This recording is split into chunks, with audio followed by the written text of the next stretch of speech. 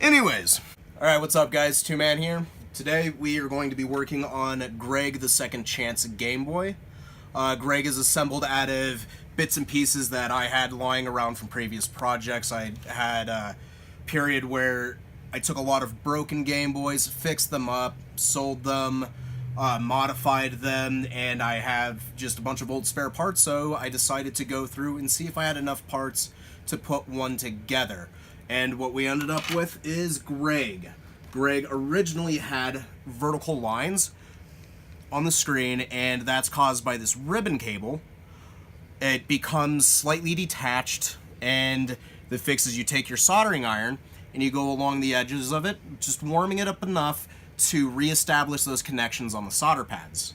So once I was done with that, I decided that it wasn't quite enough just to fix it. What if we took it and it made it beautiful? You know, not just a second chance, but give this guy a completely new second life. I'm going to be using him for music. It's going to go with the rest of the desk and all of that craziness. So what we've got here is a brand new shell, white tuxedo. You know, dress him up a bit, make him feel better.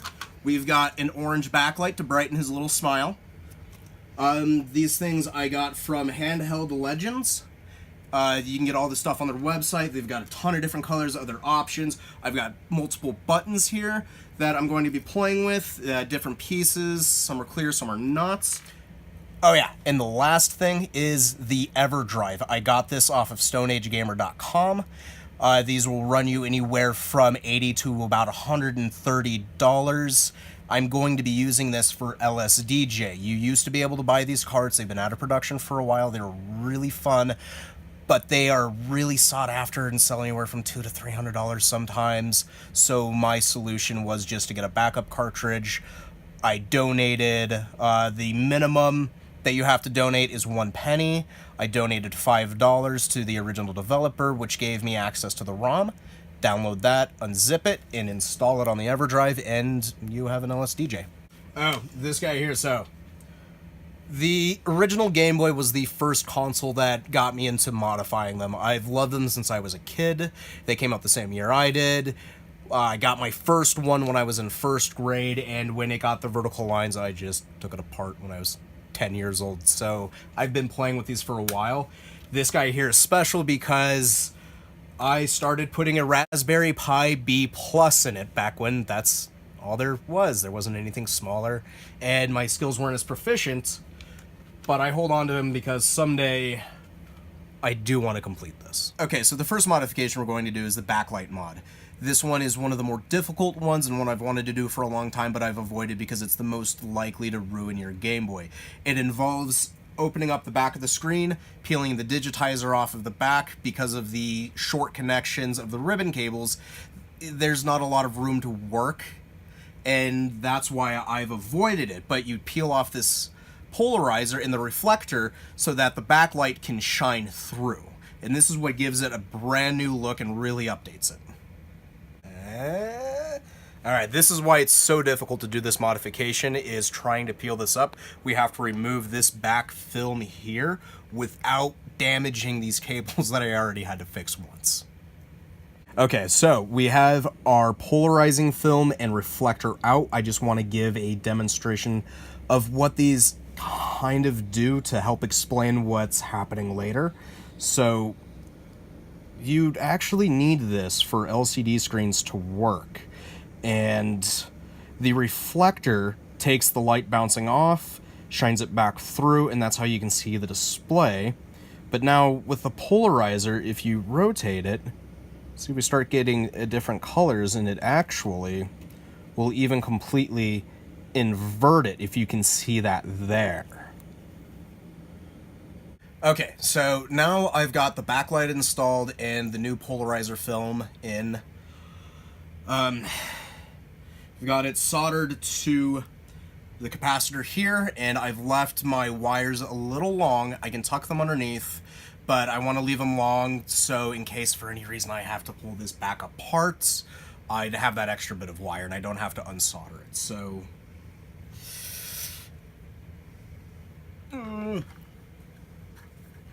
this guy plugged back in.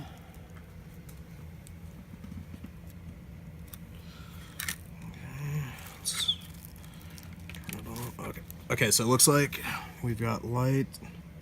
Yeah! So there it is. This doesn't look like we have any vertical lines or horizontal lines. The vertical lines are fixable. Horizontal lines are supposed to be a pain in the ass.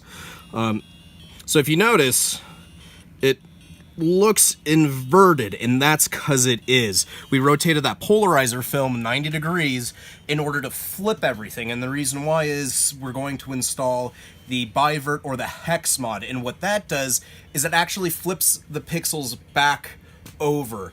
The light coming through in order to create dark needs that pixel in order to black stuff out, so we're kind of doing a weird double negative thing, but it really increases the contrast of the screen, and the way that it just turns the pixels on and off, the Game Boy is actually better at controlling them in this way, and it should improve overall image sharpness and ghosting. If you've ever played one of the old Mario games and you're at a full sprint, you can see him, it just looks blurry, so hopefully this will fix all of that. So now what I'm doing is installing the hex mod. What that does is it interrupts the signal and inverts the image in order to change the polarity back to what it was. This gives it an advantage because it's faster to shut off a pixel than it is to turn one on.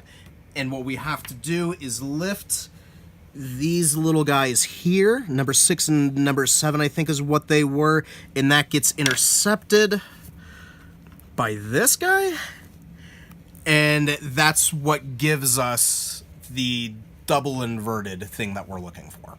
One of the things I like to do when I have solder points that are really close together is put a little bit of flux on the board where we have our intercepted pins. They're very close together, and that flux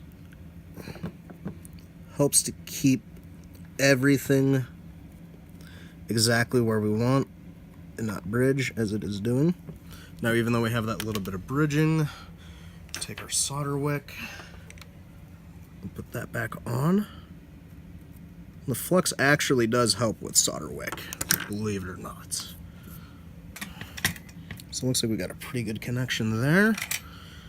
Now, the really nice thing about this module is that it gives you these cool little through solders where there's a pin underneath, but you just solder right through, and it gives you a really easy connection. Had a couple little pieces of dust underneath there. There's still one little guy I can't get rid of, but overall this screen is looking pretty good. I just threw this on here to get an idea of what it's going to look like, and honestly this really does improve it.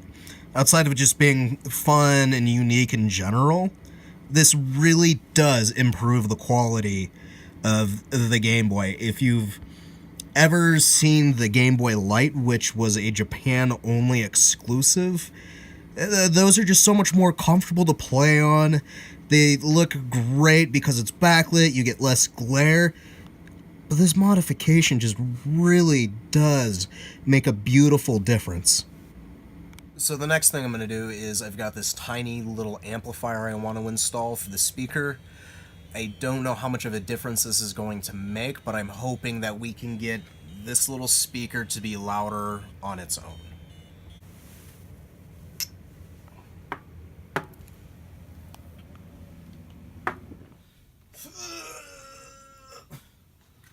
I'm my own puppet. Okay, so I'm loading Tetris on this Game Boy so we can hear the original. I have on the breadboard the other audio amplifier installed and kind of working, just to give a rough idea of volume difference. It's already significantly louder.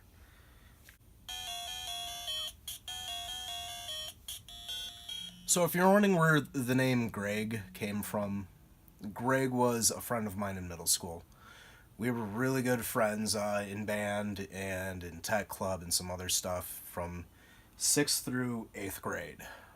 When we got to high school, Greg went to a different school and passed away freshman year. Apparently had some depression issues that he'd been struggling with, so we're gonna write a special note.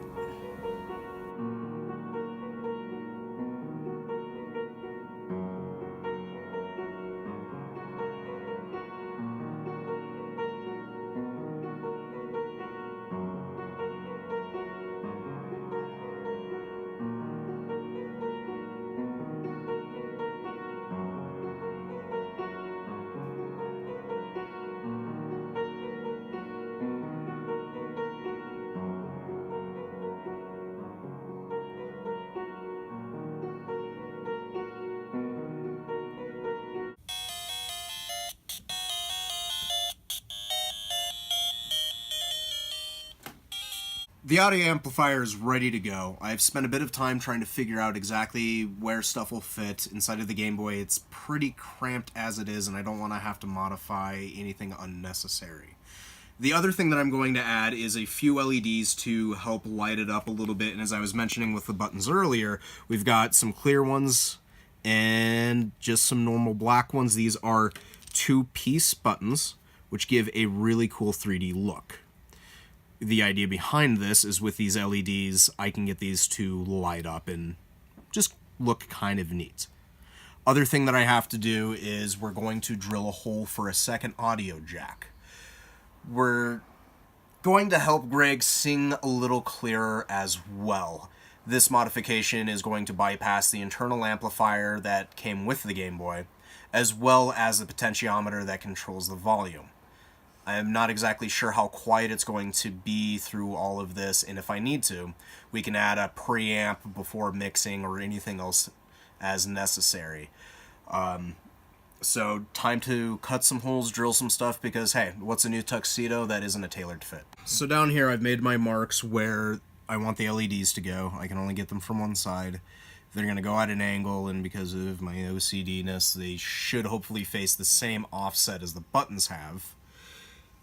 It's hard to see, but I made a little divot here, and I just eyeballed exactly where I think this is going to fit.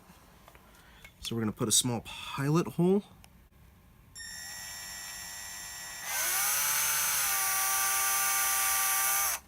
The pilot hole will help make sure that everything stays completely centered.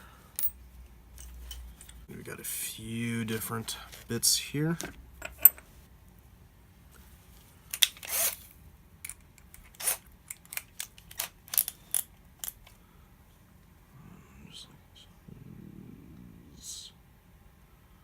So the cool thing about a step bit is it's like having a bunch of drill bits in one.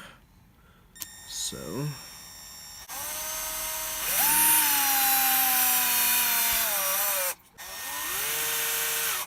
still a little on the small side.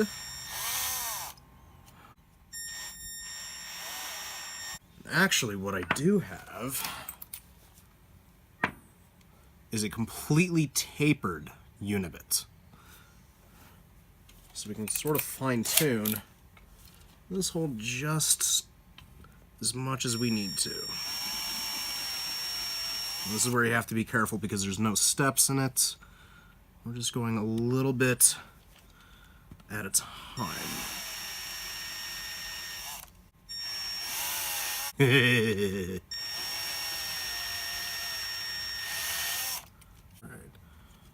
So there it is.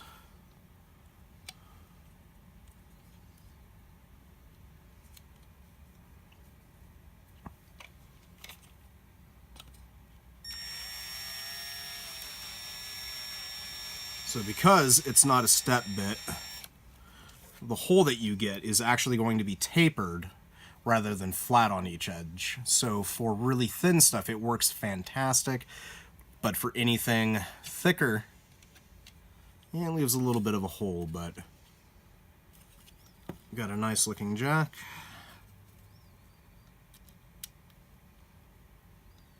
Put the nut on to finish it.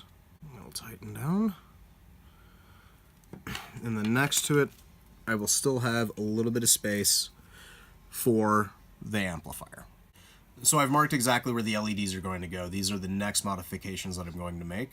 I'm taking my flush cutters and made a couple of slits, and we're just going to take this little guy and we're just going to wiggle fuck him out of place.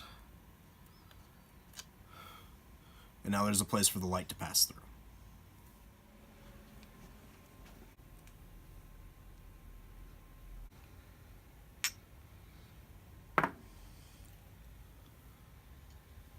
The LEDs are soldered in. They're held in place with super glue. I have them in a parallel circuit to help share the load. Getting a little tired. But we're going to finish it tonight and just got to keep on pushing through.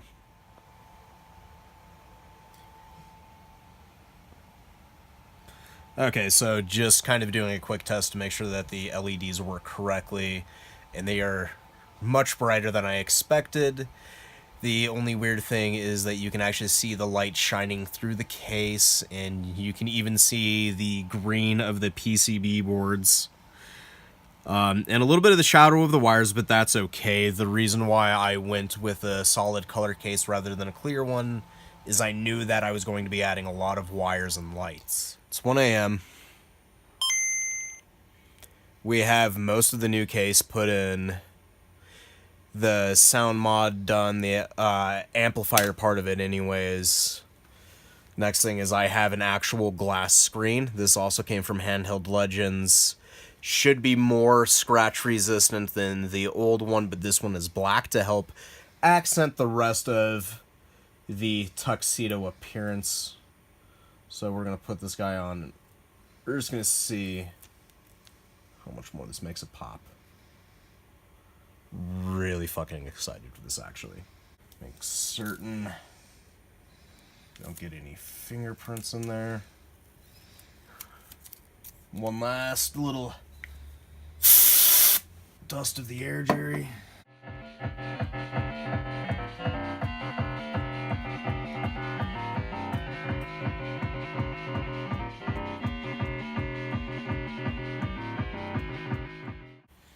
And there it is.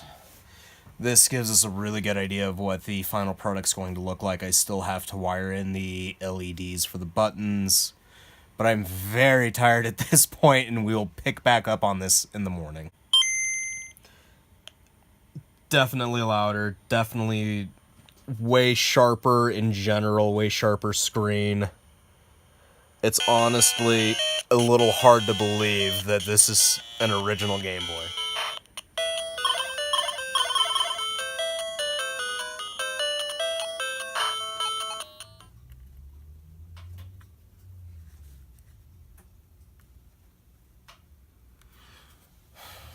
So, the low gain mod is finished. The only thing really left to do is supply switched power for the LEDs, and it's good to go. I was playing around with this a bit last night. It's a lot of fun. There are things that I wasn't even able to see in R-Type. There's a little guy running to the ship I've never noticed before. The only thing that I am regretting is the white LED. It's aesthetically pleasing, but it's as bright as a fucking flashlight, so I'm gonna have to put a resistor in it at some point.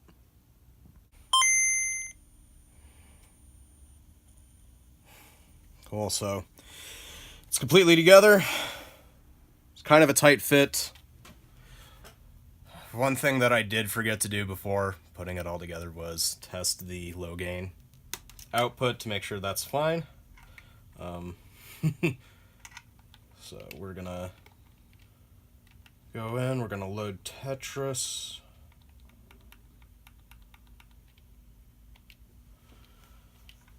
Find out if I did this right.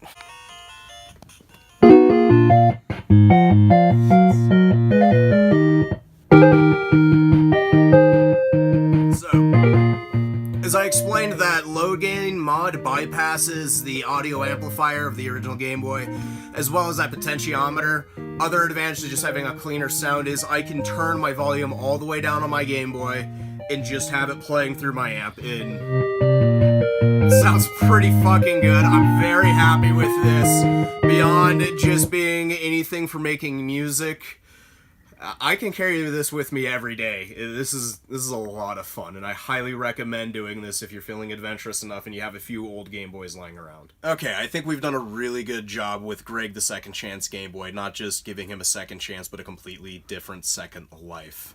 We've done this a lot of justice and just taken something that was broken, didn't just fix it, but made it something better than it used to be. This has been a lot of fun. I hope that it inspires some of you guys to start tinkering and soldering and making your own stuff. Remember, when life hands you lemons, grab them. And if the two-man can, then you can too, man.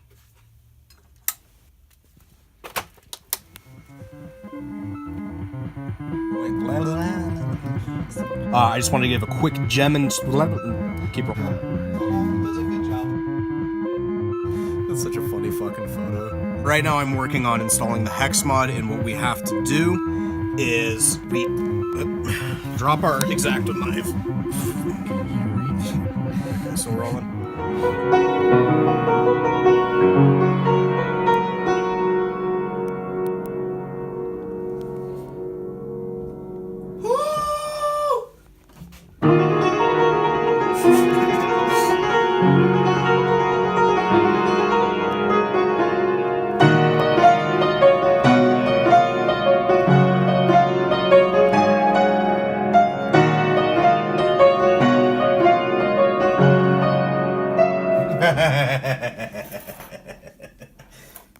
Fuck, that's hard to play. I haven't played that in so long.